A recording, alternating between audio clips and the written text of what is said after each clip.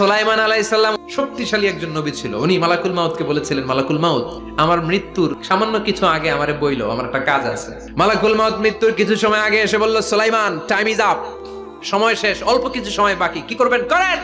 সাইয়েদনা সুলাইমান জিনদেরকে ডাকলো, ও জিনেরা, বিশাল একটা প্রজেক্ট আছে, প্রজেক্টে কাজ শুরু করো। আর কিছু জিনকে বলল, চারদিকে গ্লাস ফিটিং করা একটা রুম বানাও। সাইয়েদনা সুলাইমান আলাইহিস সালাম গ্লাস ফিটিং করা রুমের ভেতরে ঢুকলেন। এই রুমে ঢোকার দরজা নাই, হাতে একটা লাঠি নিলেন, লাঠির মধ্যে ভর করে দাঁড়িয়ে রইলেন আর জিনদের দিকে তাকিয়ে রইলেন। জিনেরা এত বদমাশ ছিল, সাইয়েদনা সুলাইমান দাঁড়িয়ে না থাকলে কাজ করতো না। উনি এমন ভাবে দাঁড়িয়েছেন, রুহু চলে গেল, লাশ হয়ে দাঁড়িয়ে রইলেন। জিনগুলো দূর থেকে ভাবলো বস তো দাঁড়ায় আছে।